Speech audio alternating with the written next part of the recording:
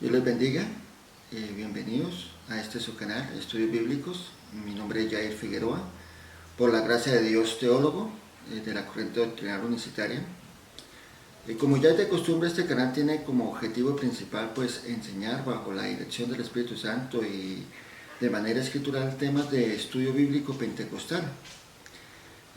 También pues si a usted le gusta este canal, le gustan estos videos, por favor le pido que me regale un like, un me gusta, compártalo con su familia, con sus amigos, familiares, conocidos, hermanos que quieran de pronto conocer o aprender o profundizar un poco más en la palabra del Señor, y suscribirse al canal.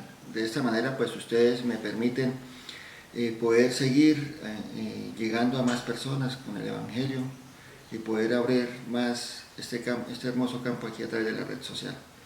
Al igual, pues si de pronto usted desea dejar comentarios, los puede dejar aquí en este mismo canal, o me los puede enviar a través del correo electrónico jairfigueroa@gmail.com. Bienvenidos. En esta ocasión seguiremos con el estudio sobre las celebraciones litúrgicas de los días mayores de la Semana Santa. Y pues continuando con el orden del estudio, hoy explicaremos el tema de lo que es la Pascua, ¿sí? La Pascua como tal, el significado de lo que es esta palabra, esta celebración, tanto en la parte judía, ¿cierto? En la parte hebrea, como en la cristiana, ¿cierto? Con el subtema Pascua versus la Cena del Señor, ¿cierto? Empezaremos explicando lo que es el término de la Pascua, y para ello pues me voy a permitir leer San Lucas capítulo 22 del verso 1 en adelante, y dice: Llegó el día de los panes sin levadura, en el cual era necesario sacrificar el cordero de la Pascua, y Jesús envió a Pedro y a Juan diciendo: Id y preparaos la Pascua para que comamos. Y ellos le dijeron: ¿Dónde quiere que las preparemos? Él les dijo: He aquí, a entrar a la ciudad os saldrá al encuentro un hombre que llevará un cántaro de agua, seguirle hasta la casa donde entrare, y decirle al padre de familia de esa casa: el maestro te dice, ¿dónde está el aposento donde he de comer la Pascua con mis discípulos? Entonces él os mostrará un gran aposento alto ya dispuesto y preparado allí. Fueron pues y hallaron como les había dicho, y prepararon la Pascua. Cuando era la hora, se sentó en la mesa y con los apóstoles les dijo: cuánto he deseado comer con vosotros esta Pascua antes que padezca, porque os digo que no la comeré más hasta que se cumpla en el reino de Dios. Y habiendo tomado la copa, dio gracias y dijo: tomad esto y repartidlo entre vosotros, porque os digo que no beberé más del fruto de la vid hasta que el reino de Dios venga. Y tomó el pan y dio gracias y lo partió y les dio diciendo: este es mi cuerpo que por vosotros es dado, haced esto en memoria de mí. De igual manera, después hubo cenado, tomó la copa diciendo: esta copa es el nuevo pacto en mi sangre que por vosotros se derrama. Mas he aquí la mano del que me entrega está conmigo en la mesa. A la verdad el Hijo del Hombre va según lo que está determinado, pero hay de aquel hombre que por quien es entregado. Entonces ellos comenzaron a discutir entre sí quién de ellos sería el que había de hacer esto. Eso lo encontramos en Lucas capítulo 22 del verso 7 hasta el verso 23. Bueno, como ya hemos dicho, la Pascua, ¿cierto? Vamos a explicar lo que es el término la Pascua. Esta palabra proviene del hebreo moderno, Peshat, ¿cierto? Del hebreo Pashat, que se menciona por primera vez en el relato bíblico dentro del libro de Éxodo capítulo 12. Y existe cierto debate sobre el significado de este mismo, ¿cierto? La suposición más común sostenía es que significa pasó por encima, ¿cierto? En referencia a Dios pasando por encima o saltándose, ¿cierto? Las casas de los hebreos durante la final de las 10 plagas en Egipto. Al igual el término Peshat, ¿cierto? También puede referirse al cordero que se designa como el sacrificio pascual, ¿cierto? Llamado en hebreo el Korban Peshat, ¿cierto? La historia o la Biblia nos relata que 4 días antes del Éxodo a los hebreos se les ordenó apartar un cordero e inspeccionarlo diariamente en busca de manchas. Se explica o se cree que los 4 días antes de la inmolación, si es en el día 10, al cordero se le hacía referencia estos 4 días a las 4 generaciones transcurridas desde que entraron los hijos de Israel hasta que descendieron o salieron de la tierra de Egipto, ¿cierto? Eso tiene su explicación. De pronto en un video más adelante explicaremos esto. Durante el día 14 debería sacrificarse el animal y usar su sangre para marcar sus postes o dinteles de las puertas, ¿cierto? Luego se debía asar el animal entero sin romper ningún hueso del mismo y debía comer de él cada familia. Si la familia de pronto era muy pequeña, 2 familias vecinas, junto con pan sin levadura y hierbas amargas, para simbolizar la amargura de su servidumbre y la urgencia de la liberación, se reunían y comían de ella. También puede señalarse el futuro a la manera de que el verdadero cristiano debe tener todo en tiempo de comunión con el Cordero Pascual, ¿cierto? Eso lo encontramos en 1 Corintios capítulo 5, el verso 7 y el verso 8. Antes de la medianoche del 15 de Nisan debía consumirse el cordero. Recordemos que dentro de los hebreos o el israelita o hoy en día el judío, ellos el día parte antes de a las 6 de la tarde, ya empieza el día siguiente, ¿cierto? Ahora, para los tiempos del Nuevo Testamento, como lo que estábamos leyendo aquí en Lucas, era importante conocer 3 cosas dentro del Talmud judío, dentro de la costumbre judía, y eso lo encontramos, o eso lo podemos leer dentro de un libro que se llama Comentario Bíblico Histórico, escrito por Alfred Hermes en su volumen 2. Y él dentro de este libro, dentro de este contexto, él nos explica que la Pascua en los tiempos de Jesús se preparaba más o menos de la siguiente manera. Obviamente esto con hechos históricos a través también de Josefo, ¿sí?, el historiador. Nos explicaba que se implican 3 principales cosas para celebrar la Pascua judía. Primero, debía tener la presencia, ¿cierto? Cuando se hacía la convocación al Día del Señor, debía tener presencia, la Shangai y el gozo.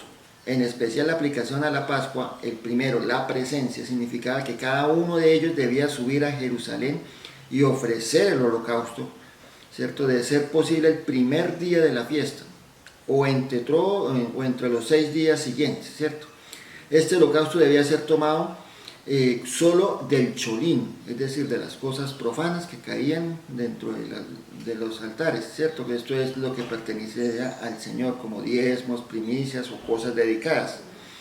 La Shangai, que era estrictamente una ofrenda de paces, ¿cierto? O sea, de paz, podía ser doble, es decir, se podía celebrar el 14 de Nisan como el 15 de Nisan.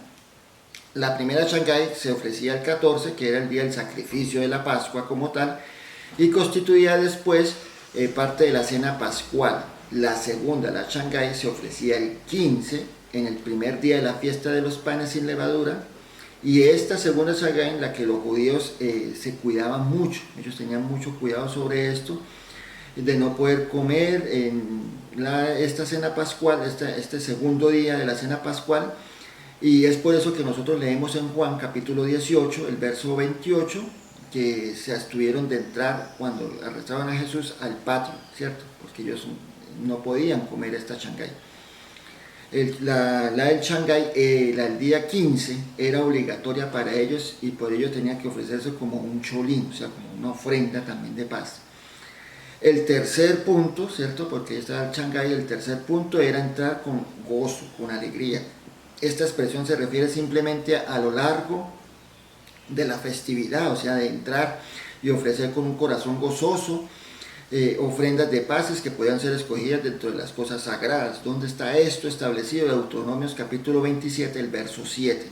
Así los sacrificios que cada israelita debía ofrecer en la Pascua eran, además de aparte del cordero de la Pascua, un holocausto, tenía que haber un holocausto dentro del templo, la Shangai, ojalá la primera y la segunda, o sea, la del día 14 y la del día 15, y las ofrendas de gozo, tal como era para bendecir lo que es de hoy en día la casa.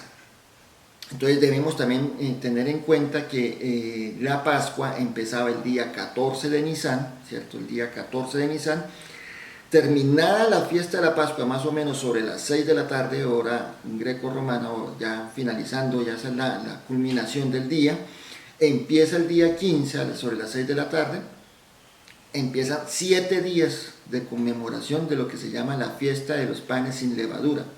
Normalmente dentro de los tiempos de Jesús, explicaba este libro, que se le podía llamar fiesta de la Pascua a todos esos 7 días. Dentro de esos 7 días se celebraba lo que es el Cordero, inicialmente el día 14, pero a partir del día 15, 16 y así sucesivamente hasta el día 21 se celebraba la fiesta de los panes sin levadura, que también podía ser en algunos casos incluida como la fiesta pascual, ¿cierto? Los preparativos para empezar esta fiesta comenzaban al atardecer del 13 de Nisan, con lo que comenzaba, según el cómputo judío, o sea, recordemos lo que estaba explicando en las 6, el día 14, contándose siempre como el día de ocaso en ocaso. Entonces el cabeza de familia, ¿cierto? El padre cabeza de familia debía buscar una lámpara encendida por todos los lugares donde generalmente se guardaba la levadura, ¿cierto? Lo que era la levadura, y poner lo que hubiera encontrado en la casa en un lugar bien seguro, que no lo pudiera de pronto coger otra persona y confundirlo de forma accidental y mezclarlo con los panes sin levadura que se iban a realizar, ¿cierto? Lo primero que tenían que hacer era esconder eso. Después se preparaban las tortas sin levadura, ¿cierto? O sea, los panes sin levadura, que deben ser del único pan empleado durante la fiesta. O sea, durante todos estos 7 días solo era pan sin levadura.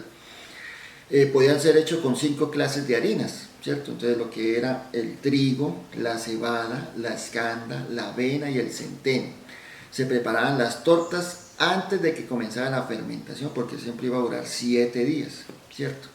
El siguiente acto, después de hacerlo de las tortas, se escogía un cordero pascual adecuado, único, ¿cierto? Sí, perfecto, el cual naturalmente debía ser exento de ningún defecto, ni ninguna mancha, ni nada por el estilo. No podía ser menor de 8 días, ni mayor a 1 año.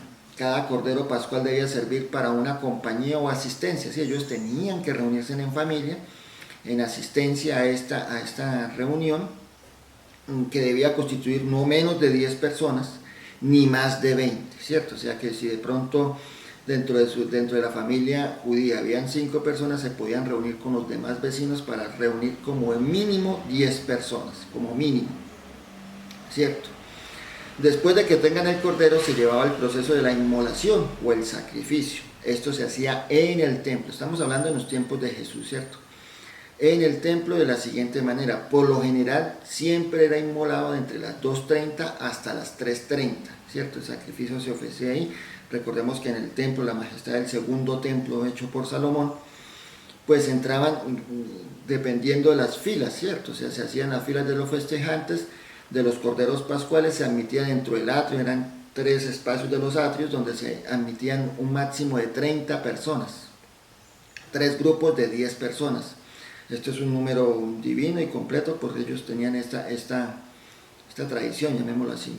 De inmediato se cerraban las enormes puertas, detrás de ellos los sacerdotes daban un triple toque con sus trompetas de plata cuando la Pascua era inmolada, ¿cierto? Durante todo el atrio, hasta el altar del holocausto, los sacerdotes esperaban en 2 filas, ¿cierto? Se hacían 2 filas acá, 2 filas acá, cada uno de 30 personas. Los sacerdotes daban estos toques dentro del holocausto.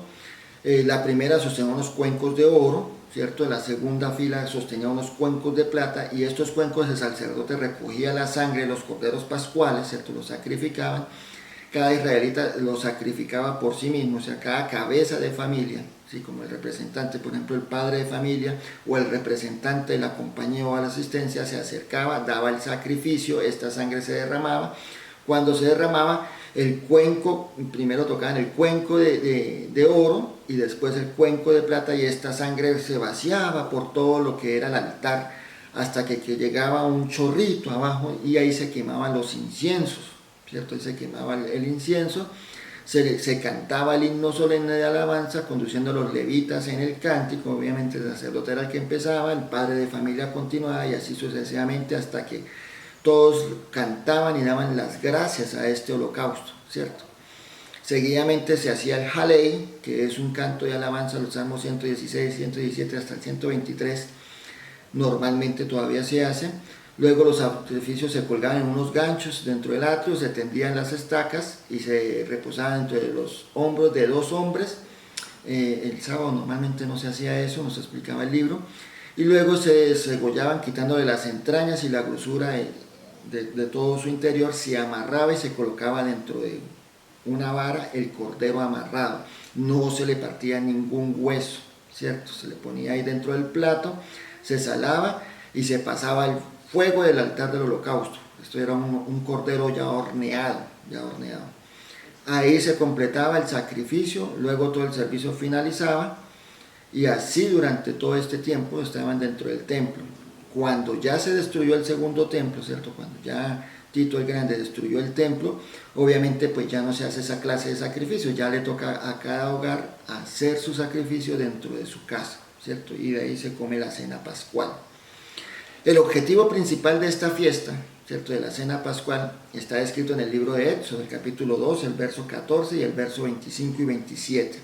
Por lo general nos indica la Biblia que esto se hacía, o este rito o ceremonia se hacía en memoria de lo sucedido allá en Egipto, y debería contarse de generación a generación para que ninguna generación lo olvidara. Y dentro de estos pasajes de Éxodo capítulo 12, el hijo pregunta, ¿por qué se hace esto? ¿Cierto? Entonces el padre de familia tendría que decir, esto se hace en memoria porque nuestros padres estuvieron en tierra de Egipto y Jehová con mano grande y poderosa nos sacó y nos libertó. Entonces, de la esclavitud a la libertad.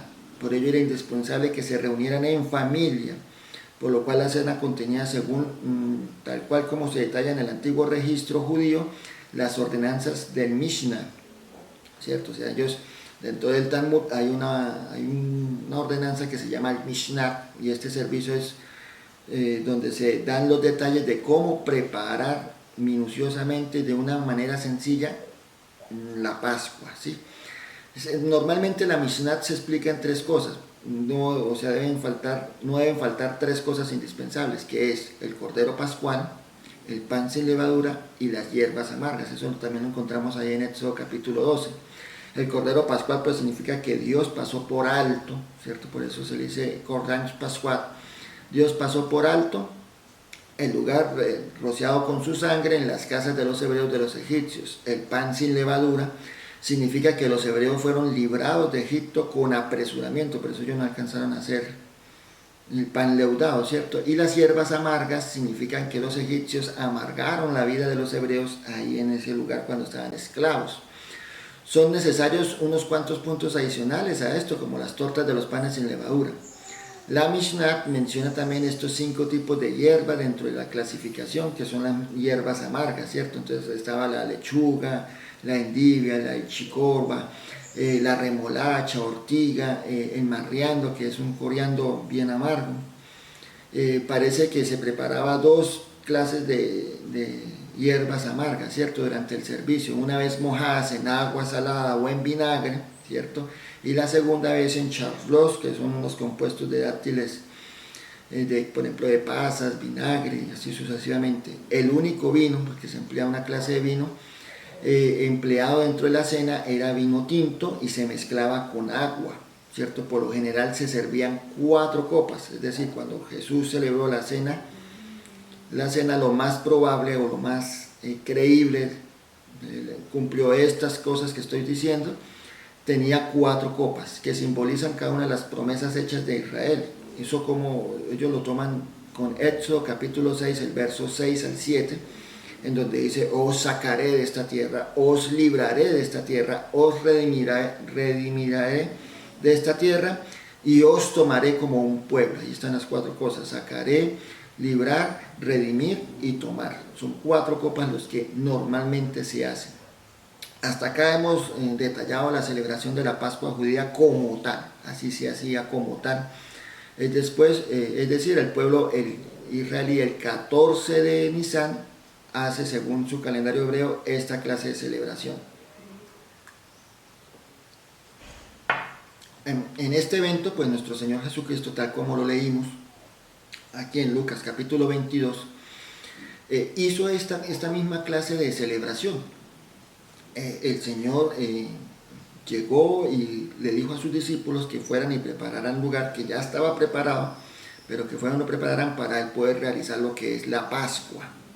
Y vamos a analizar punto a punto de lo que pasó durante ese evento de la Pascua, conforme a lo que está la palabra del Señor, y es lo que nosotros cristianamente nosotros llamamos la institución de la Cena del Señor, que es lo que es un mandato que el Señor nos ha mandado. No nos ha mandado a celebrar la Pascua judía, sino la Cena del Señor. Lo primero que hay que dejar claro para entrar a explicar esto es que la institución de la Cena del Señor fue el mismo día que se celebra el día de la Pascua judía.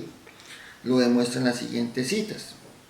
Mateo capítulo 26, el verso 2 dice: sabéis que dentro de 2 días se celebrará la Pascua. El primer día de la fiesta de los panes sin levadura se acercaron los discípulos a Jesús y le dijeron: ¿dónde querráis que hagamos o que comamos la Pascua? Eso está en Mateo capítulo 26, el verso 17. En tu casa celebraré la Pascua con mis discípulos. Y prepararon la Pascua, Mateo capítulo 26. Asimismo, el Evangelio según San Marcos, en el Marcos capítulo 14, del verso 2 al 17, nos explica que el primer día de la Pascua, el primer día de la fiesta, de los panes sin levadura, como sacrificio del Cordero Pascual, sus discípulos le dijeron: ¿dónde quiere que vayamos a preparar y que comamos la Pascua? El maestro le dice: donde está el aposento, donde se ha de comer la Pascua, la comen discípulos. Preparad para vosotros allí, ¿cierto? Y prepararon la Pascua conforme llegó la noche, y vino con él y los 12, y se sentaban a la mesa mientras comían. Eso lo encontramos ahí en Marcos.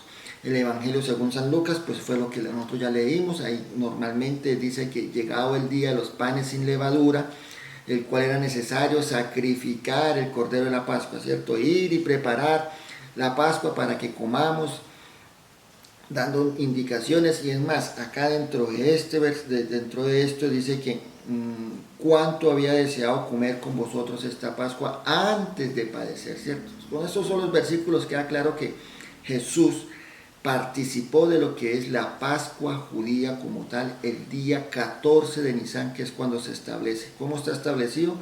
Éxodo capítulo 12 nos explica, dice que transcurrido que será fiesta solemne a Jehová y se celebrará de generación en generación de manera perpetua. No tenía un alto, de manera perpetua. Y hago esta claridad de lo que se celebraba el día 14, pues porque hay algunos escépticos del Evangelio y algunos en donde dicen que la Biblia contiene errores. Entonces voy a hacer esta claridad.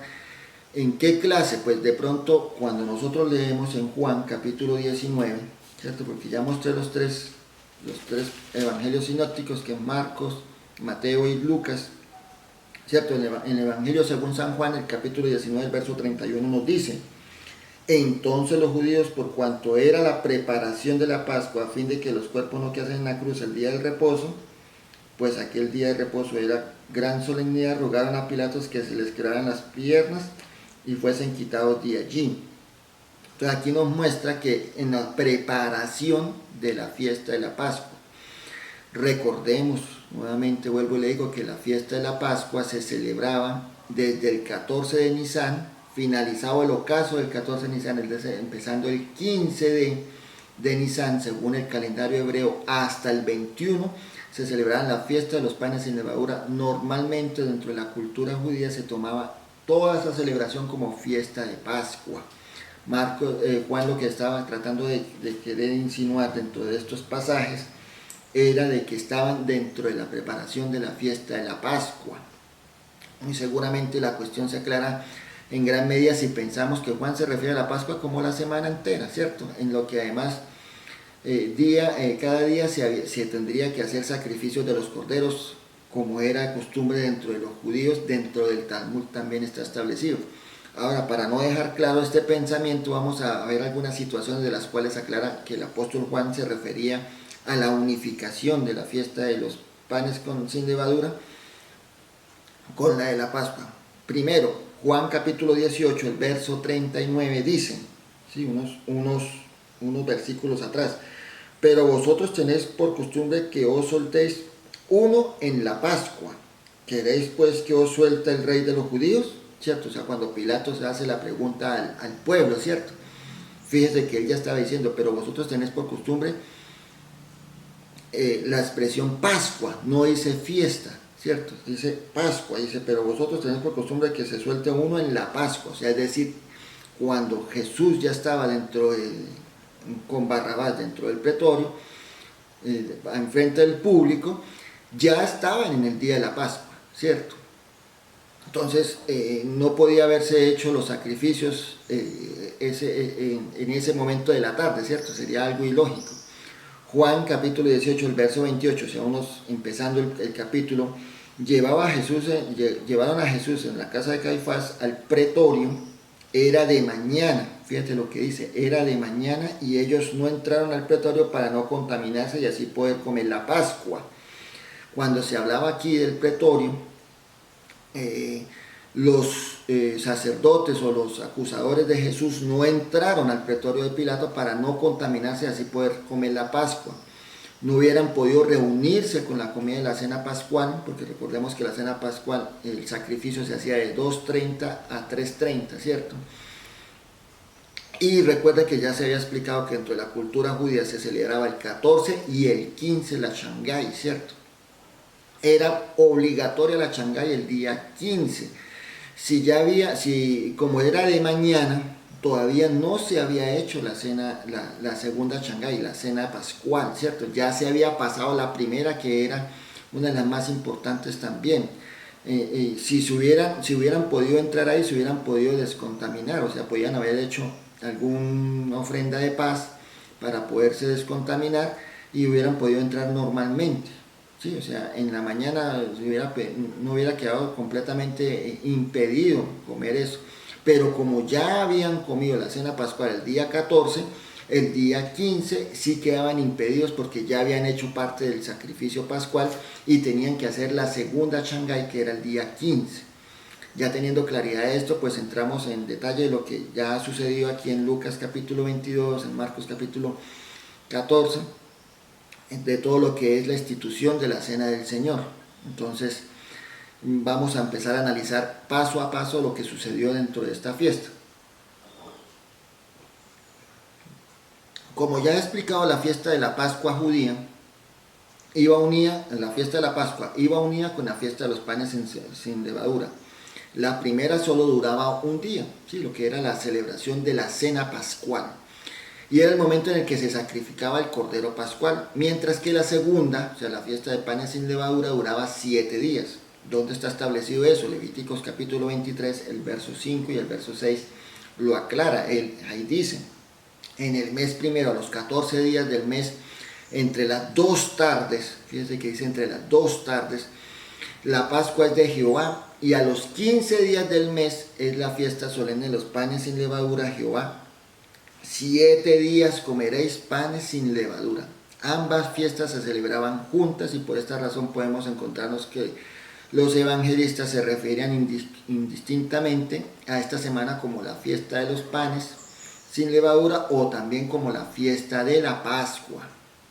Los discípulos preguntaron a Jesús, ¿cierto? Aquí en Lucas capítulo 22, ¿dónde quería que fuera preparada la fiesta o dónde querían que se preparara para comer la Pascua?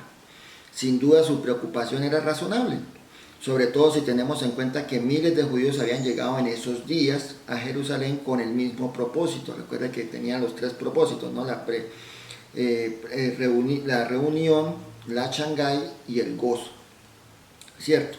Lo que hacía que la ciudad de pronto estuviera alborotada de peregrinos que ocupaban todos los alojamientos.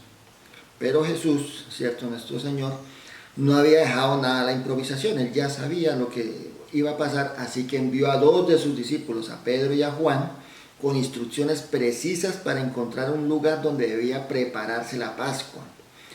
Notemos, sin embargo, que lo que nos indicó, no les indicó una dirección concreta, ¿cierto? Sino que les dio unas indicaciones que lo llevaría a ella. La razón por la que encontramos estas indicaciones o estos hechos en aquellos días era que Jesús en Jerusalén pues era un lugar muy hostil para él, ¿cierto? Porque ya querían matarlo, querían cogerlo como fueran los principales y los fariseos y todos los demás querían que estuvieran comprenderlo de una forma clandestina, sin que hubiera ningún alboroto. Así que pues salvo estos dos discípulos, nadie más sabía el lugar exacto donde se iba a reunir, ¿cierto? Y por supuesto tampoco Judas Iscariote, el traidor, que no había tardado en utilizar esta valiosa información para cumplir su trato con lo que ya había hecho con los principales sacerdotes para entregar a Jesús. Todo esto era muy triste. Estaba en Jerusalén, la propia ciudad del rey, pero las autoridades habían puesto precio a su cabeza, ¿cierto? Y la ciudad se había convertido en un cuartel general de tierra rebelión para contra su rey, podríamos decirlo así, ¿cierto? En cuanto al aposento, pues no sabemos quién era la persona que lo puso a disposición, ¿cierto? No se menciona dentro de la Biblia. Y sus discípulos debían suponer un lugar espacioso, ellos deberían creer que era un lugar espacioso y bien preparado. Se nos dice que era un aposento alto, ¿cierto? ¿Qué era un aposento alto? Es un piso superior dentro de las casas judías. Las grandes casas judías tenían dos pisos. El segundo piso, que era lo que llamaban el aposento alto, se entraba por una escalera independiente de la casa principal, ¿cierto? Eso, para tener como una independencia, lo que era, ¿sí? Eran como lo que hoy día llamamos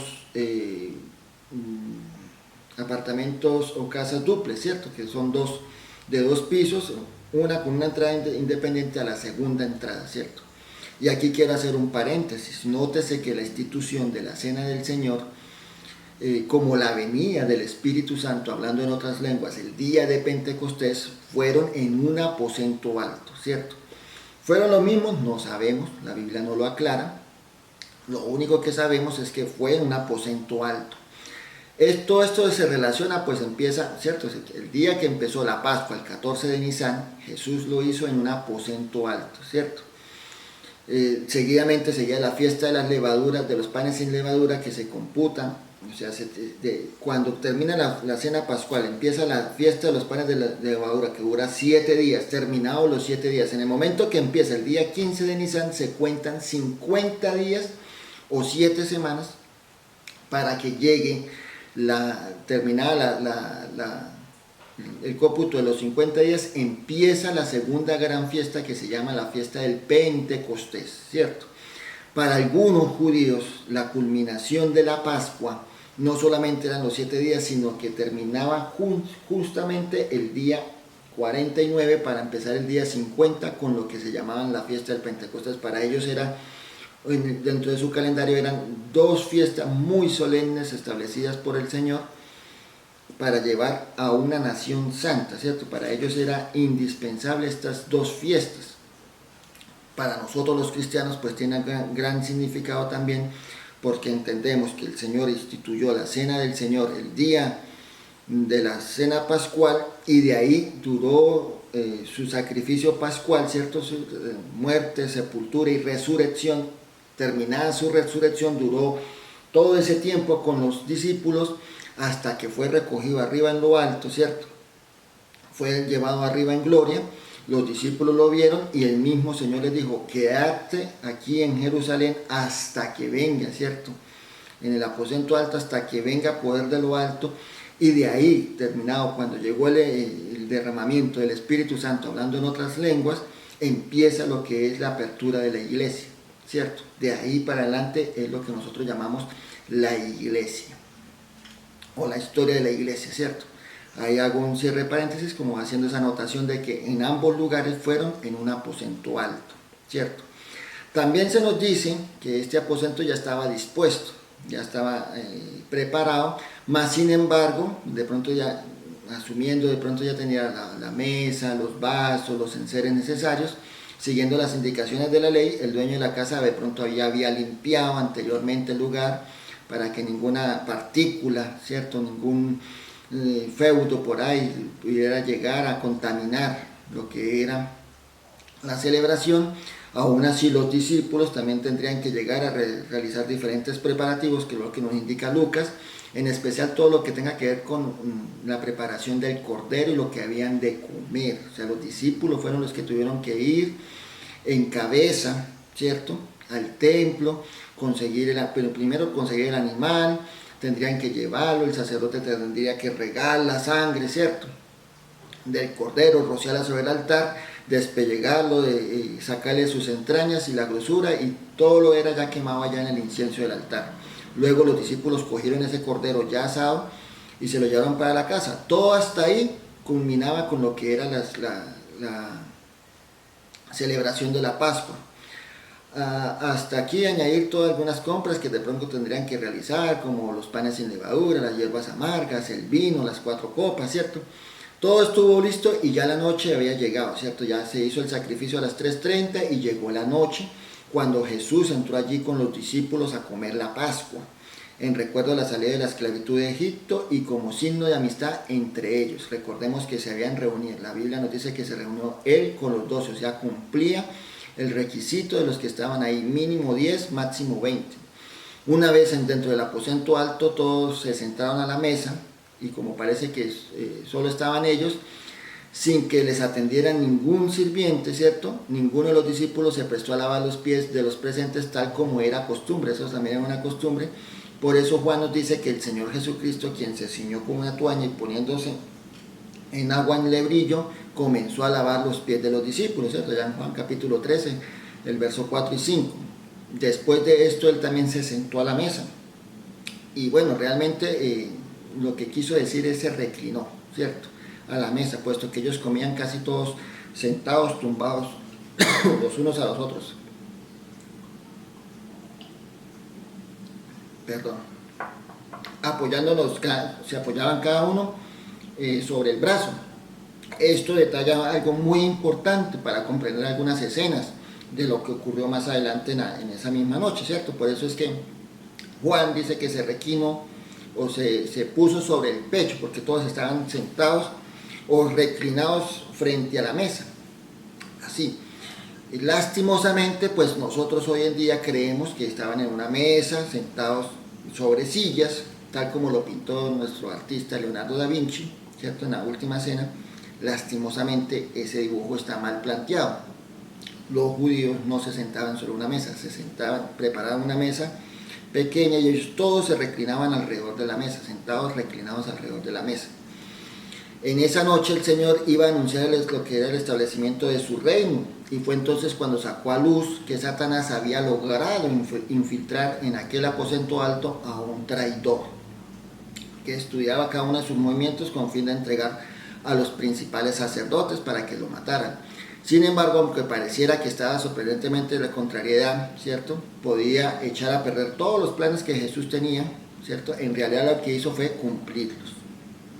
Nada de lo que allí había estado ocurriendo le tomó por fuera de sorpresa a Dios, a Jesús, ¿cierto? Y aún el hecho de que fuera uno de sus discípulos íntimos, dentro de su círculo más íntimo, esto ya estaba anunciado, profetizado dentro de las Escrituras. El Salmo 41, el verso 9 dice: aún el hombre de mi paz, en quien yo confiaba, él de mi pan comía, alzó contra mí el calcañar. Salmos 41, verso 9. Es interesante recordar el contexto de este salmo, ¿cierto?, en el que el rey David se estaba refiriendo muy probablemente a Aitofel, ¿cierto?, uno de los consejeros íntimos que le traicionó uniéndose a su hijo Absalón cuando éste dio el golpe de estado contra él para hacerse al reino. Es interesante ver la forma como Aitofel fue un tipo de Judas, ¿cierto? O sea, muy parecido, un tipo de Judas. Ambos comían a la mesa del rey, ¿cierto?, de Israel, Aitofel de la casa de David y Judas con Cristo. Ambos traicionaron a sus respectivos soberanos y ambos se suicidaron para fracasar al momento que fracasó sus planes, ¿cierto? Otro detalle importante es que Jesús, cuando se refiere a la persona que lo iba a entregar, dijo que era alguien que come conmigo, ¿cierto? Alguien que come conmigo. Y el Salmo aclara que el pan que comía, que del pan del que mismo comía. Judas nunca se había negado a comer el pan de Cristo. De hecho, durante esta última cena, Jesús le dio un bocado de pan mojado en salsa y no lo rechazó. Eso lo encontramos en Juan capítulo 13, el verso 26. En el Medio Oriente, ¿cierto?, o sea, en la cultura que estaba ahí, ser invitado a comer a la misma mesa era señal de confianza y amistad. Por ejemplo, Ruth capítulo 2, el verso 14 lo indica, no solamente dentro de los judíos, sino que eso era una costumbre a través del Medio Oriente. Por supuesto, y si después de aceptar la hostilidad de alguien, luego lo injuria o lo traiciona, esto era algo gravísimo. Por eso Judas, al ver lo que había hecho, decidió suicidarse. Sin embargo, este episodio nos hace reflexionar de, por ejemplo, cuántas personas hay que aceptan a Cristo, ¿cierto? En su vida, Dios le da dones, los utiliza, pero después no tienen ningún amor hacia Él, ninguna reciprocidad, ¿cierto? De amor hacia Cristo. Ni tampoco dudan en rechazarle, ni entregarle, ni sacarlo de su vida. Judas participó de la cena con Cristo simulando una amistad. De hecho, ya había llevado mucho tiempo haciendo esto, fingiendo esta amistad, pero esto se había desembocado en una actitud de amargura y resentimiento que finalmente lo llevaron a traicionarle. Y debemos tener cuidado, porque si nosotros fingimos espiritualidad sin haber nacido de nuevo, tarde o temprano, terminaremos por manifestar lo que somos en realidad. Pero por supuesto, Cristo sabía lo que estaba ocurriendo en la mente y corazón de Judas y anunció su traición, ¿cierto?, antes de que esto ocurriera para que los demás discípulos supieran que no había sido engañado por él, ¿cierto?, sino que ya Dios lo sabía, ya Jesús lo sabía. Una vez más vemos que Jesús tenía el control absoluto de la situación y que nada lo iba a coger por sorpresa. Entonces cuando Jesús anuncia la traición, ¿cierto?, ahí más adelante, todos comenzaron a entristecerse y a decirse el uno al otro, ¿cierto? ¿Seré yo? ¿Seré yo? Maestro, ¿seré yo? El Señor no declaró en ese mismo momento cuál de todos los discípulos era el que iba a entregarle. Le dio la oportunidad para que cada uno de ellos se examinaran a sí mismo, ¿cierto? Pero, ¿por qué preguntaron esto? Tal vez porque sabían que uno de sus propios corazones estaban inclinados hacia el mal y por lo tanto desconfiaban hasta de sí mismos. Se empezaban a autoevaluar y de pronto dirían, ¿seré yo? ¿Seré yo? Por supuesto, esta actitud habría sido muy saludable, pero más probablemente lo que querían decir era algo así como, ¿seguro que no soy yo? ¿Cierto? ¿Seguro que no soy yo? Y por esta razón se comenzaron a entristecer. Tenían que ver la idea de que Jesús pudiera pensar así de ellos, por lo que estarían esperando que Él confirmara que no eran ellos. Nótese también que ninguno de ellos pensó que Judas pudiera ser el traidor, ¿cierto? Es más, el mismo Judas preguntó, ¿soy yo, maestro? Mateo capítulo 26, el verso 25. Pero estaba claro que, aunque con su hipocresía había conseguido engañar a sus compañeros, no había podido ocultar las verdaderas intenciones ante Cristo, ¿cierto? No obstante, ante esta situación tenemos una lección importante para nuestra vida. En uno de los momentos que iba Jesús a instituir la cena del Señor y pregunta lo que hizo a sus discípulos, los obliga a examinarse a sí mismo antes de participar de ella. Por eso allá en 1 Corintios capítulo 11, el verso 28, Pablo nos enseña y nos indica prácticamente lo mismo. Por tanto, pruébese cada uno a sí mismo, ¿cierto? Autoevalúese y coma así del pan y beba de la copa. Una observancia adecuada de la cena del Señor debe ser presidida por un autoexamen. El que participa de manera descuidada o indigna acarrea para sí mismo el juicio del Señor. ¿Qué es autoevaluarse? ¿Cierto? ¿Qué sería esa autoevaluación? Bueno, a medida que nosotros vamos en este estudio, vamos comprendiendo qué significa el pan y qué significa la copa. Tenemos que tener muy en cuenta lo que es la autoevaluación, porque muchas veces uno dice, no, es que yo no he cometido ninguna clase de pecado, yo ya soy santo y eso lo demás, pero debe tener mucho cuidado con el autoexamen, tanto como de manera interna como de manera externa, ¿sí? Todo esto le estaba sucediendo a Jesús como Hijo del Hombre, que estaba escrito acerca de lo que le iba a pasar a él, pero sin embargo esto no le anula la culpa al hombre de que lo entregara, ¿cierto? O a aquellos que lo crucificaron. Ellos no los hacen menos culpables, ¿cierto? Ellos son culpables. Esto es así porque Dios en su soberanía nos ha dado la voluntad de ser libres con el fin de que lleguemos a conocerlos y a entablarnos en una relación de amistad y de amor con Él. Él no nos ha hecho ninguna clase de robot, ¿cierto? Que nosotros oprimamos un botón y digamos aleluya. No. Lo que está determinado es para cada uno utilizar su propia razón, y nosotros somos responsables de nuestros propios actos y elecciones morales que tomemos. Aunque por supuesto Dios no nos deja de invitarnos por su amor y también advertirnos por su palabra. Por lo tanto debemos pensar en Judas como en un robot destinado a cumplir una profecía, ¿cierto? O sea, no podemos llegar a pensar de que ya Judas era el que estaba seleccionado a ser el traidor, ¿no? Tal como le decía el Salmo 41, ¿no? Sino que a este hombre le entró su pecado en esa oportunidad, ¿cierto? Sino que el hombre con su pecado desperdició todas las oportunidades que Dios le dio.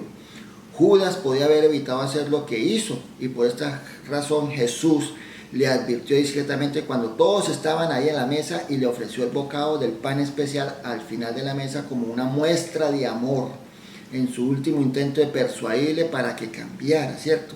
Por eso Jesús le dio el pan mojado primero a él. Pero Judas rechazó las advertencias y también el amor de Jesús, y esto le abrió la puerta para que finalmente Satanás entrara en él. Lo dice la Escritura, ¿cierto? Satanás entró en él.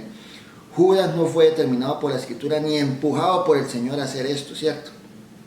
A hacer lo que hizo. Y por esa causa Jesús añadió a él en las palabras más solemnes y terribles que jamás se ha pronunciado: bueno le fuera al hombre no haber nacido, ¿cierto? Allá en Mateo capítulo 27, el verso 3 al 5. Y como ya sabemos, la actitud de Judas no tardó en traerle a él miseria, remordimiento y por fin el suicidio, ¿cierto? Después de darle el bocado y que entró Satanás, ¿cierto? Él enseguida salió. Era el momento, no era un momento inusual, de que él dejara la mesa pascual, porque el bocado mojado en el charot, en la cena pascual, la misma solo había comenzado, o sea, hasta ahí apenas empezaba la cena. Pero entonces algunos pensaron, ¿cierto? En el relato de Juan dice que algunos pensaron, quizás sin considerarlo como en su excitación de que Judas tenía la bolsa, quizás él lo que iba a hacer era el cuidado de tales cosas, es decir, había salido de la fiesta solo a preparar lo que necesitaba para las siguientes festividades, ¿cierto? Es decir, a dar algo a los pobres, aplicando algo del fondo común del dinero, a ayudar a pagar ofrendas de paces para los pobres. Eso era una costumbre común. Eso hubiera sido del mismo espíritu de la ordenanza, y ninguna de las dos suposiciones involucraba necesariamente un quebrantamiento de la ley sobre esta fiesta, por cuanto estaba permitido preparar todas las provisiones necesarias para la fiesta y naturalmente también para el sábado que se avecinaba, que era el siguiente, que en ese caso seguía del mismo. Y entonces fue cuando el Señor cambió la cena pascual regular, ¿cierto? Ahí fue cuando salió Judas, él de una vez cambió la cena normal que se venía haciendo e instituyó su propia cena, empleando por primera vez la palabra apicomet, ¿cierto? Que significa después de haber dado gracias. Después de la comida, después del pan mojado, dio gracias y empieza a simbolizar su cuerpo y la copa, o la copa de la bendición, copa de la bendición que bendecimos, dice 1 Corintios capítulo 10, que era la copa después de la cena, ¿cierto? O sea, ya ahí empezaba lo que eran los términos de la copa. Entonces, para simbolizar su sangre, ¿cierto? Entonces, lo primero que hizo fue dar gracias. El Señor comenzó dando gracias, que en griego significa Eucaristía, ¿cierto? Por eso es que, digamos, la Iglesia Apostólica Católica Romana llama la celebración litúrgica Eucaristía, que significa dar gracias. Es importante subrayar este hecho porque muchos han interpretado sin base bíblica que lo que hizo Jesús fue consagrar el pan y el vino, ¿cierto? Que es lo que se hace en la Eucaristía en la Iglesia Católica Apostólica, cuando en realidad lo único que hizo fue dar gracias, ¿cierto? Pero en estas circunstancias tan adversas y dramáticas por lo que Jesús pasaba, ¿cuál era la razón por la que podía dar gracias? ¿Cierto? La forma de pregunta. Sin duda, una actitud nos sorprende porque nosotros normalmente no actuamos así. Pero Jesús era diferente, y al pensar en el profundo dolor que se le inundaba su alma y viendo con claridad la obra de la cruz que se disponía a realizar, de lo que iba a implicar el sacrificio y el sufrimiento humano, ¿cierto? Sin embargo, también podía ver de una forma anticipada que el cumplimiento de esta obra encomendaba o serviría para glorificar al Padre. Y al poder hacerlo le llenaba de gratitud a pesar de su hondo sufrimiento. Además, Jesús sabía que el Padre no le iba a abandonar en la muerte, sino que estaría en él, ¿cierto? El Padre estaría en él. Dios estaba en Cristo reconciliando consigo al mundo, dice 2 Corintios capítulo 5, al verso 19, o sea, el Padre estaba en él. Y por eso podía dar gracias anticipadamente pensando en su resurrección. Y de la misma manera, sea cual sea nuestra situación al participar en la cena del Señor, en Cristo y en su obra a favor nuestro, siempre podemos encontrar motivos de gratitud, pues es por su gracia, que es por su muerte, sepultura y resurrección, que Jesucristo trae la salvación a todos los que responden por fe. Por definición, la fe salvadora incluye la apropiación o la aplicación del Evangelio a nuestras vidas. Seguidamente, después de que él dio gracias, dice: esto es mi cuerpo, esta es mi sangre, ¿cierto? Ha habido diferentes interpretaciones sobre lo que Jesús quiso decir con estas palabras. Esto es mi cuerpo, ¿sí? Debemos entenderlas como el pan y el vino eran simbolizados del cuerpo y sangre, y tal vez de alguna manera se transforman en su cuerpo y en su sangre. En este sentido, ¿está Cristo presente en la Santa Cena? La respuesta a estas preguntas ha creado profundas divisiones entre las diferentes confesiones llamadas cristianas, ¿cierto? Para entender el asunto es necesario hacer un poco de historia. A lo largo de la Edad Media se fue acentuando la creencia, ¿cierto? Se fue acentuando la creencia de que el cuerpo y la sangre literalmente de Cristo estaban presentes en el pan y en el vino, y por lo tanto pueden transferir la gracia del Señor y santificarla a aquellos que participan de ellos. En el Concilio de Trento, la Iglesia Católica Apostólica Romana reafirmó esta doctrina en la Edad Media. Fíjense que no fue en los tiempos de Jesús, sino en la Edad Media, y ha perdurado hasta nuestros días, que es lo que nosotros llaman lo que se llama la Eucaristía. Ellos sostienen que en el momento que el sacerdote consagra los elementos, son realmente transformados en el cuerpo y en la sangre literalmente de Cristo, juntamente con su alma y su divinidad, a lo que teológicamente ellos han llamado transmutación, ¿cierto? Por esta razón, las hostias y las partículas consagradas que se reservan o sobran dentro de la comunión pertenecen al cuerpo del Señor y deben ser adorados. También ha de ser paseado solemnemente en procesiones. Por otro lado, sobre esta base, la presencia real de Cristo en el pan y el vino durante la misa católica apostólica romana, Cristo es ofrecido en sacrificio expiatorio para el perdón de los pecados. Según la Iglesia Católica Apostólica Romana, este es un nuevo sacrificio y es incruento y sirve para actualizar el sacrificio cruento de Cristo, reportando los mismos beneficios que el primero. Por supuesto, esto solo lo puede hacer un sacerdote debidamente ordenado, es decir, solamente el sacerdote de la misa, ¿cierto? Evidentemente, cualquier persona que lea únicamente la Biblia sin estar influenciado por ninguna clase de teología, ¿cierto?, nunca llegará a deducir que las palabras de Cristo en un sistema doctrinal tan complejo han sido necesarios muchos siglos para que la sencillez de la cena de Jesús se instituyó y los primeros discípulos que practicaron esta cena llegaron a convertirse en lo que hoy se practica dentro de la Iglesia Católica Apostólica Romana, que con mucho respeto menciono. Y vamos a considerar varios puntos sobre esto.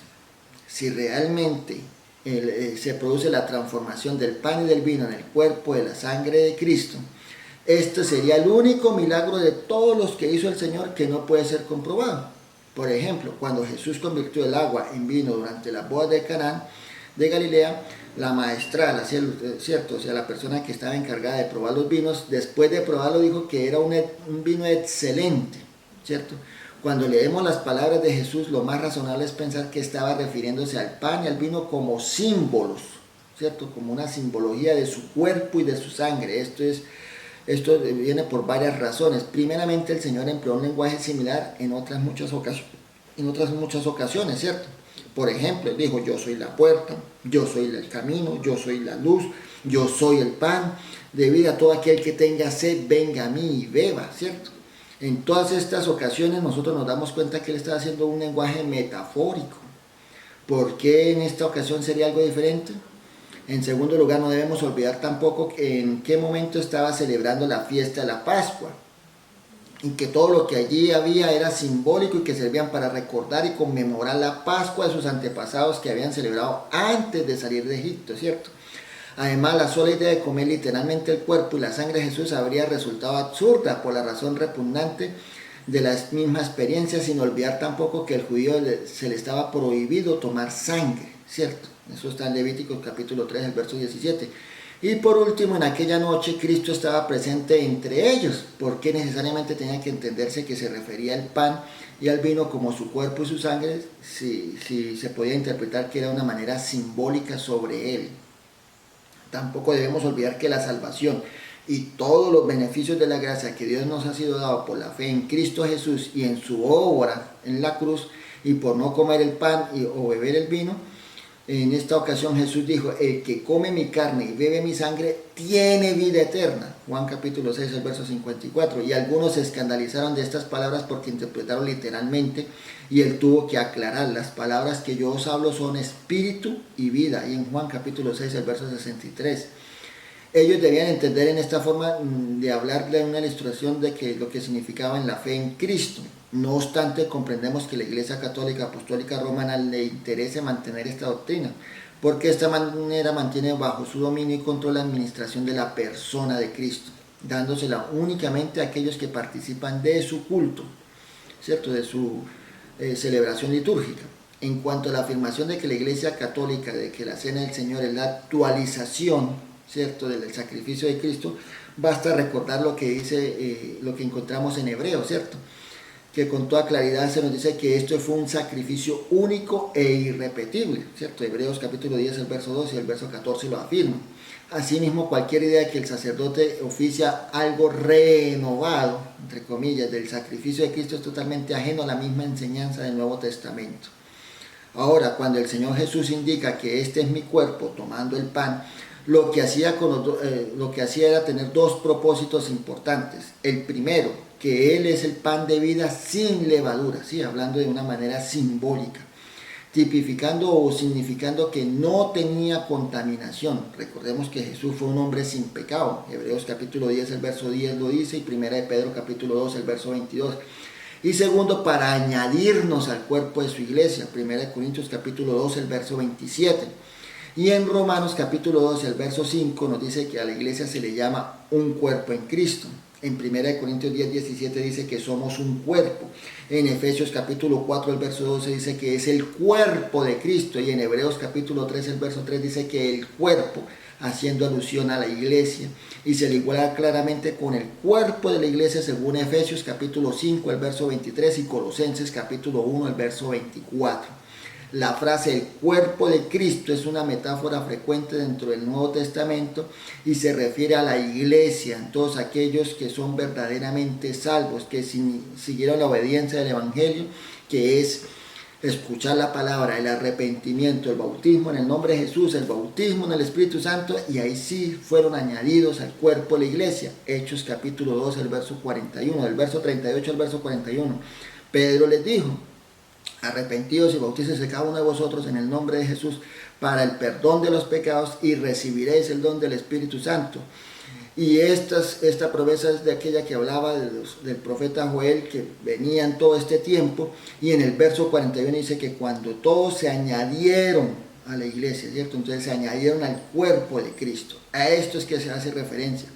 También debemos recordar que cuando dice que está libre de toda levadura, el apóstol Pablo nos indica en 1 Corintios capítulo 5, el verso 7, limpiados pues de toda la vieja levadura para que seáis nueva masa sin levadura como sois, porque nuestra Pascua que es Cristo, ¿cierto? Nuestra Pascua que es Cristo ya fue sacrificada por nosotros, ¿cierto? Además de tipificar quizás el pecado, es necesario recordar que la levadura también indica ser ceñido de doctrinas de diferentes hombres, así como lo dice acá en 1 Corintios. Por ejemplo, primero, ¿qué es la levadura de los fariseos? Lucas capítulo 12, el verso 1. Segundo, ¿qué es la levadura de los saduceos? Mateo capítulo 16, el verso 12. Tercero, ¿qué es la levadura de Herodes? Marcos capítulo 8, el verso 15. Cuarto, ¿qué es la levadura de los Gálatas? Gálatas capítulo 5, el verso 9. Y quinto, la levadura de los Corintios. 1 Corintios capítulo 5, el verso 7. Todo nos indica que debemos sacar de nosotros las doctrinas de los hombres. ¿A qué se refiere la doctrina de los hombres? Que a veces nosotros confundimos la que es el verdadero evangelio y colocamos cosas dentro de nosotros que no están establecidas, ¿cierto? A eso es que se refiere, cuidemos el cuerpo. Por eso es que Dios da dones a ministerios, el ministerio quíntuple, ¿cierto? Que da profetas, evangelistas, maestros, pastores, ¿cierto? Con el fin, eso tiene un fin, no es que de idolatrar esos dones, no, tiene un fin, el fin de perfeccionar a los santos, ¿cierto? O sea, de que este cuerpo sea un cuerpo sin levadura, el cuerpo refiriéndose al cuerpo de la iglesia. Inmediatamente después de que Jesús tomó el pan, ¿cierto? Y lo dio, toma la copa, ¿cierto? Habiendo pronunciado sobre ella una bendición especial. No podemos haber ninguna duda razonable de que esta es una copa de que el Señor conectó con su propia cena. El apóstol Pablo da el nombre de la copa de la bendición, 1 Corintios capítulo 10, el verso 16, en parte debido a que tanto como esta, ¿cierto? Como la primera copa, era una copa de bendición especial, en parte porque seguía la acción de gracias después de comer. Como ya hemos dicho, el tomar el pan y el vino simbolizan una comunión con Cristo, pero también implica una comunión con los creyentes y todos debemos estar unidos en la misma fe. Por eso cuando se dice que no tomemos la cena indignamente, uno debe estar en comunión no solamente con Cristo, sino también con nuestros hermanos. No todos somos un mismo cuerpo, todos somos un mismo cuerpo. Tercero, el nuevo pacto. Vamos a hablar del nuevo pacto. Así que una vez que Dios mismo había desechado todo el antiguo pacto, ¿cierto? Que era lo que estaba dentro de la cena pascual, anunció un nuevo pacto, como lo dice el profeta Jeremías en Jeremías capítulo 31, el verso 31 al verso 34. Pero este es el pacto que haré con la casa de Israel en aquellos días, dice Jehová. Daré mi ley en su mente y la escribiré en su corazón, y yo seré por ellos Dios y ellos me serán a mí un pueblo, que es el cuerpo, ¿cierto? Y no enseñarán más a ninguno a su prójimo ni a su hermano diciendo, conoce a Jehová, porque todos los que me conocerán, desde el más pequeño hasta el más grande, dice Jehová, porque perdonaré la maldad de ellos y no me acordaré más de su pecado, ¿cierto? Aquí encontramos en algunos términos del nuevo pacto al que Jesús hacía referencia al final de la cena. Esto es mi sangre del nuevo pacto. Evidentemente el hecho de tener que establecer un nuevo pacto ponía en evidencia que algo había fallado en el primero y por lo tanto este nuevo pacto tendría que ser establecido bajo las premisas diferentes. ¿Qué falló el antiguo pacto y qué tendría que tener el nuevo? Bueno, lo que ha fallado en el primer pacto no fue la ley, sino los israelitas, ¿cierto? Como reflexiona Pablo allá en Romanos 7:12, la ley a la verdad es santa y el mandamiento santo, justo y bueno. Pero los israelitas, como todos los hombres, eran malos e incapaces de cumplirla. Aquí radicaba el problema fundamental del primer pacto. Habían dos partes implicadas, Dios y el hombre, ¿cierto? Y como hemos visto, una de ellas no fue capaz de cumplir las obligaciones, con lo que el pacto se vino a pique o se perdió, ¿cierto? Y este precisamente es el punto donde empieza el nuevo pacto, que tiene que ser radicalmente diferente al primero. Ahora, solo hay una parte implicada, pues al verlo en los términos del pacto, tal como se enumera en Jeremías capítulo 31, el verso 34, o Hebreos capítulo 8, el verso 10 al 12, allí comprobamos que todo lo que se dice que tiene que ver con lo que Dios hará, Él lo hace todo, Él está dentro de nosotros. Por supuesto, Dios cumplirá todo lo que ha prometido, por lo que el nuevo pacto nunca será quebrantado y el pueblo nunca será rechazado o abandonado. ¿Cómo es este pacto? A través de la sangre. Entonces, al momento que nosotros nos añadimos al cuerpo de la iglesia, por eso es indispensable dentro del proceso de salvación el Espíritu Santo, hablando en otras lenguas, tal como lo dice Hechos capítulo 2, el verso 38, y el nuevo nacimiento en Juan capítulo 3, el verso 4, 5, 6 y 7. ¿Cierto? El que no naciere de agua y de espíritu no puede ni ver ni entrar, porque es necesario, indispensable. No hay manera de evadir que estemos dentro del cuerpo de Cristo con un arrepentimiento, un bautismo en agua en el nombre de Jesús y un bautismo en el Espíritu Santo hablando en otras nuevas lenguas. Con ello se complementa este nuevo pacto. ¿Cuándo comienza este nuevo pacto? Durante la última cena Jesús tomó la copa y dijo, esto es mi sangre del nuevo pacto que por muchos es derramada. O sea, no solamente para los judíos, sino para todo aquel que quiera pertenecer a esto. No solo se está inaugurando una nueva ceremonia, sino que se está dando comienzo a un nuevo, ¿cierto? A un nuevo pacto, la llegada y el cumplimiento de la promesa hecha por Dios por medio de los profetas, según la cual Dios estableció un nuevo pacto sellando por su sangre de Jesús.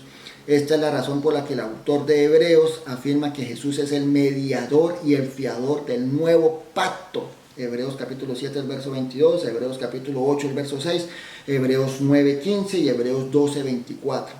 ¿Cuáles son los términos del nuevo pacto? Desafortunadamente, hay muchos cristianos que celebran la cena del Señor, pero no son capaces de recordar lo que es este nuevo pacto. A continuación enumeraré brevemente qué es. Entonces, primero, la ley escrita en nuestro corazón, ¿cierto? Hebreos capítulo 8, 10 dice, pondré mi ley en la mente de ellos y sobre su corazón las escribiré. Todos sabemos que los 10 mandamientos del antiguo pacto fueron escritos sobre piedra, ¿cierto? Esto se le decía a la gente que debía hacer, pero no suplían el poder de poderlo hacer, ¿cierto? Además, en muchas ocasiones las normas de la ley daban en contra de los deseos y pasiones interiores, ¿cierto? Por lo que frecuencia llegaban a ser odiosas. Así que el hombre comprobaba una y otra vez su incapacidad de poder cumplir el deseo de la ley. Y en tal caso, si llegaba a obedecerle, sería por temor al castigo, mas no por gozo o amor. En diferencia con este nuevo pacto, no es que Dios haya cambiado su ley, puesto que el carácter moral de Dios sigue siendo el mismo, ¿cierto? Y sus exigencias para el hombre tampoco han sido rebajadas. La diferencia está en que el nuevo pacto, Dios da un nuevo corazón al hombre, ¿cierto? Nueva criatura esto. Las cosas viejas pasaron, aquí todas son hechas nuevas, dice la palabra, ¿cierto? Da un nuevo corazón y este desea agradarse y sujetarse a los principios de Dios. Le provee una naturaleza nueva, de hecho le da la verdadera naturaleza de Dios y le provee un nuevo poder para cumplir la ley del nuevo Espíritu Santo, ¿cierto? De lo nuevo, de que el Espíritu Santo tenga la llenura, de que seamos guiados por el Espíritu. Por eso es indispensable, único, vuelvo y repito, indispensable tener este nuevo nacimiento, tanto de agua como de Espíritu. El apóstol Juan domina el proceso de lo que se le ocurre, el nuevo nacimiento. Juan capítulo 3, el verso 3 al 6, en agua y en espíritu. Por supuesto, se trata de algo mucho más profundo que simplemente escribir la ley en la mente, ¿cierto? Porque podemos memorizarlas. El Espíritu Santo obra a nivel de la mente y de la voluntad del creyente. Ilumina nuestra mente, alumbrando de nuestro nuevo entendimiento, dice Efesios capítulo 1, el verso 18, pero también produce en nosotros así el querer como el hacer, a través del Espíritu Santo. Segundo, nos adopta pueblo suyo. Hebreos capítulo 8, el verso 10, y seré a ellos por Dios y ellos me serán por pueblo. Nos concede el increíble privilegio de llevar a forma parte de su pueblo, de su familia. Todo esto nos introduce en una relación de amistad, confianza y amor. Tercero, nos da un conocimiento personal, ¿cierto? Hebreos capítulo 8, verso 11 dice, y ninguno enseñará a su prójimo ni a ninguno de sus hermanos diciendo, conoce al Señor, porque todos me conocerán, desde el más pequeño hasta el mayor de ellos. Otro aspecto de este pacto es el que el creyente disfrute del conocimiento íntimo de Dios en una experiencia personal. El nuevo pacto de Dios quiere que ofrezcamos y que conozcamos de una manera personal, directa e íntima. En este proceso otras personas nos pueden ayudar a comprender cosas de Dios, pero la experiencia de la salvación y la comunión con Dios tiene que ser necesariamente personal. Este tipo de conocimiento de Dios garantiza la salvación, ¿cierto? Cuarto, el perdón de los pecados, ¿cierto? De todos los pecados. El Antiguo Testamento asociaba el perdón con un sacrificio propiciatorio. No solo el israelita tenía que confesar su pecado, ¿cierto?, y pedir perdón, sino que también tenía que ofrecer un sacrificio de sangre para recibir el perdón. Eso es donde lo encontramos. Eso lo encontramos en Levíticos capítulo 4, el verso 13 al 35, 5, el verso 7 al 18, Levíticos capítulo 6, del verso 1 al 7, Levíticos capítulo 19, el verso 22, Números capítulo 15, el verso 22 al 28, y Deuteronomios capítulo 21, del verso 1 al 8.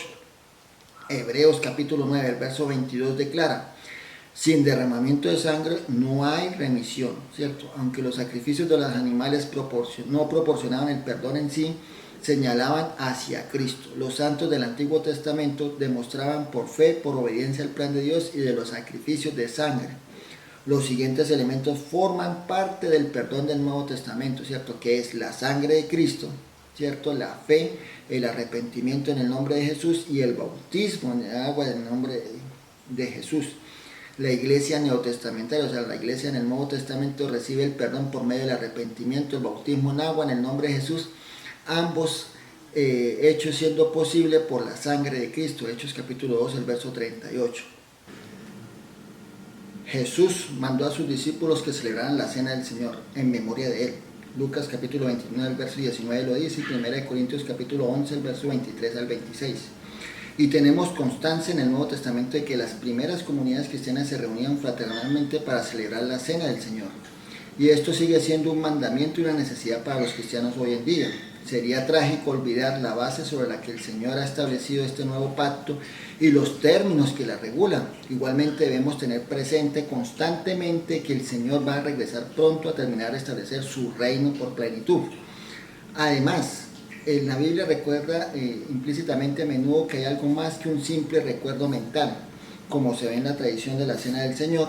Los que participan en ella no se limitan a pensar en la huida de sus antepasados de la esclavitud egipcia, sino que también recrean simbólicamente las partes de ella. Por ejemplo, los participantes consumen el maror, que es la hierba amarga, a menudo representan el rábano picante para simbolizar la miseria, la esclavitud, ¿cierto? Asimismo comen el pan sin levadura llamada la matzah para representar principalmente la salida de Egipto de los israelitas, que no tuvieron tiempo de esperar el pan fermentado, ¿cierto? Del mismo modo, la celebración de la Pascua, de la Cena del Señor, implica algo más que un recordatorio cognitivo. Es la experiencia multisensorial de que el comer el pan y el beber la copa profundiza el compromiso de los que participan. Contrariamente a los que creen que algunas tradiciones, el objetivo de la conmemoración no es volver a crucificar a Jesús, del mismo modo que el propósito de la cena pascual no era volver a esclavizar y liberar a los judíos. En cambio, la cena del Señor nos permite participar e identificarnos con la liberación de los pecados por parte de Dios mediante la cruz, que fue Cristo Jesús ahí crucificado, ¿cierto? Aunque la celebración de la Cena del Señor en las iglesias modernas suele ser una experiencia solemne y reflexiva, su naturaleza teológica es de celebración. Jesús, el Cordero de Dios, que quita el pecado del mundo, si Juan 1:29, ha ofrecido a los pecadores el sacrificio definitivo. Su muerte en la cruz cumplió lo que el Cordero sacrificial hacía en las comidas pascuales, solo que de lo que se presagiaba. Hebreos capítulo 9, el verso 27. Cuando los cristianos participan regularmente del pan y de la copa para conmemorar la muerte de Jesús, no solo obedecen un mandamiento, sino que también alaban y dan gracias a Dios por la victoria y la libertad que se obtiene dentro de lo que Jesús hizo en su obra por nosotros los pecadores. Creo que hasta acá se ha explicado lo que es la celebración de la Cena del Señor versus la Pascua judía. Lo que está establecido es para recordar y tener presente la muerte del Señor y vivir santamente en comunión con nuestros hermanos, sin que si tú todavía no eres parte de este cuerpo, reflexiona hoy en tu corazón y toma conciencia de ello. Escucha la palabra, que ella te conduce al arrepentimiento genuino, te llevará al bautismo en agua en el nombre de Jesús y te bautizará con el Espíritu Santo hablando en otras lenguas por parte esencial de este nuevo nacimiento para ser añadido a este cuerpo, ¿cierto? Para pertenecer a esta gloriosa participación de la muerte y resurrección de nuestro Señor Jesucristo. De todas maneras, si tú, hermano, participas de la obra del Señor, ten en cuenta siempre que lo debemos hacer en comunión con nuestros hermanos.